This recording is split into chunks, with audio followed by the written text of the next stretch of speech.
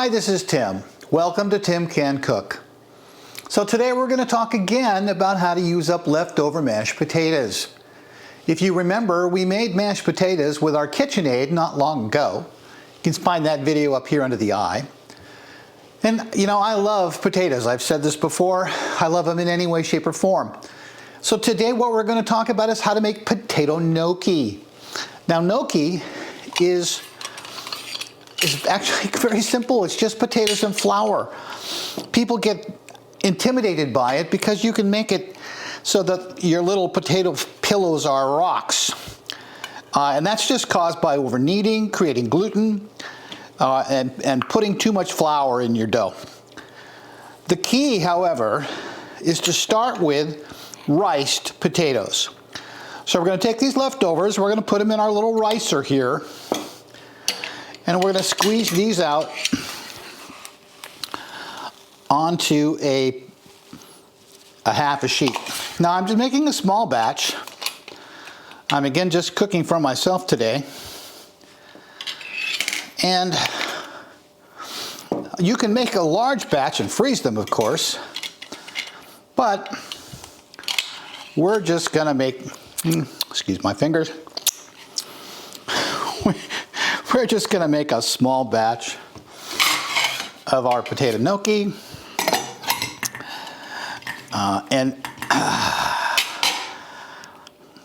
And I really want you to understand it's not intimidating. So I said it's just potatoes and flour. Well, I have my flour here. It's just all-purpose flour. I'm just going to spread some flour over my potatoes. And then I'm going to mix this in. Now, I know this is a little bit unorthodox, but this is a way to mix your flour into your potatoes without actually kneading your potatoes. Remember, we want this to be light and fluffy. And the way to do that is to not treat it like bread dough. So this is an easy way to combine the two. Now you could also do this with a pastry cutter, but I prefer using the scraper. You can see it's already forming a bit of a dough here. Now, unfortunately, there is no fixed measurement. And I was originally going to try to give you some ratios, you know, how much flour to how much potato, but the reality is it doesn't work. Whether you're starting with leftover mashed potatoes or you decide to just make potatoes for gnocchi, it doesn't really matter. Both methods work. If you're going to make potatoes for gnocchi, then I recommend that you actually bake them instead of boiling them. So if you're going to make gnocchi specific potatoes, and that's because when you bake them, you bake out more of the moisture.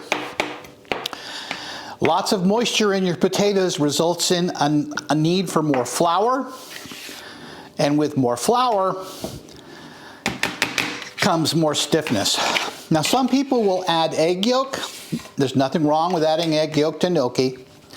I don't do it. I don't find it really necessary, but it doesn't hurt. It will make the gnocchi bind a little bit better. I'm just going to flour my hands and we'll take a look at this. We'll take a look at this now and see if I can get a dough out of it. Ah, yes, it looks pretty good. I see it's packing together. Now, I'm not kneading it like bread. Okay, I'm just checking to see if it's going to hold together. That's all we're doing here. If it's going to hold together, then we're ready to move on to the next stage and roll it out. No kneading here. Keep that in mind. Okay. I'm going to switch over to my silicone mat and we're going to roll out and cut our gnocchi. So we'll be right back.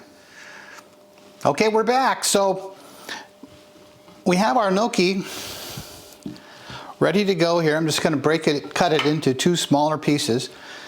And now all I'm going to do is roll this out to about 1 inch thick, maybe a little bit thinner. I like the silicone mat because I don't need to add flour to the mat.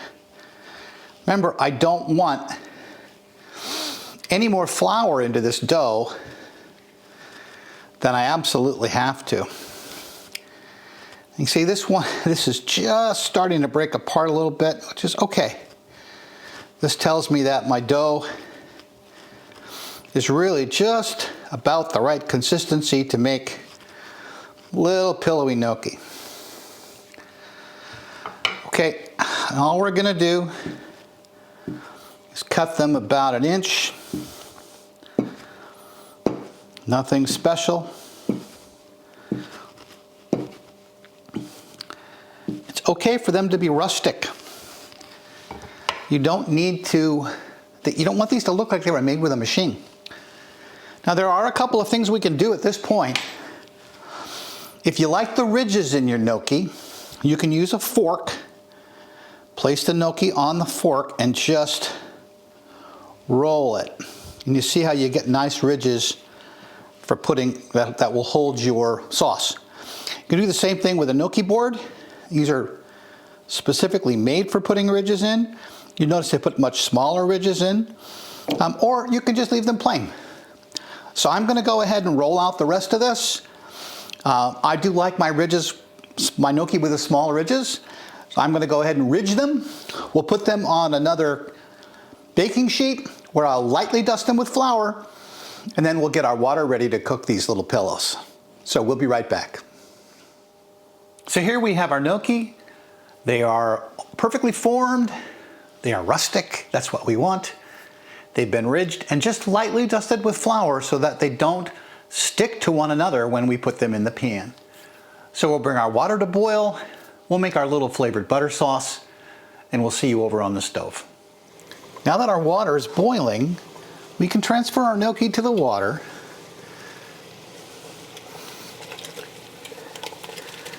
And we know they're finished when they float to the surface. Now, I know I didn't give you any actual quantities for the recipe here, and that's because I made a single batch of gnocchi just for one person. And I like to make my gnocchi fresh. However, I could have used up lots of those leftover mashed potatoes.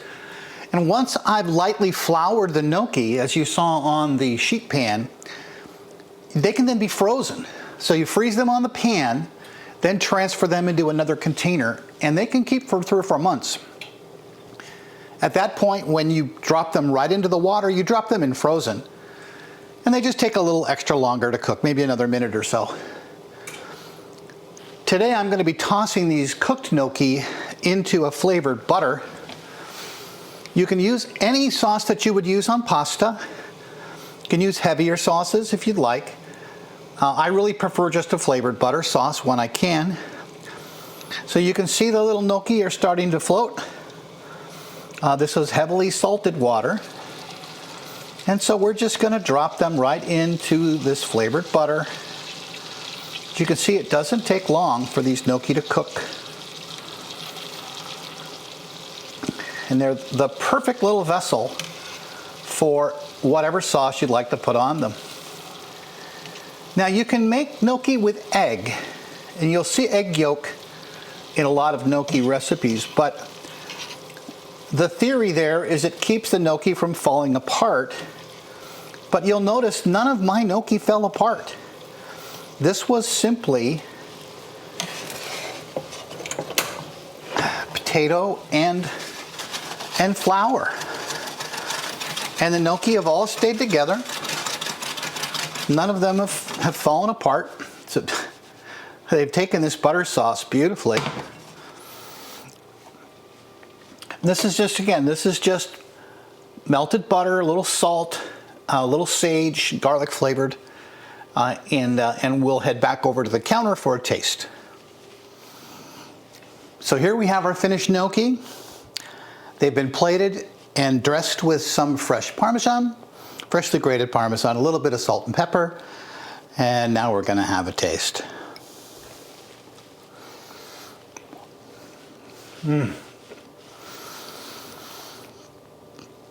Perfect little gnocchi pillows.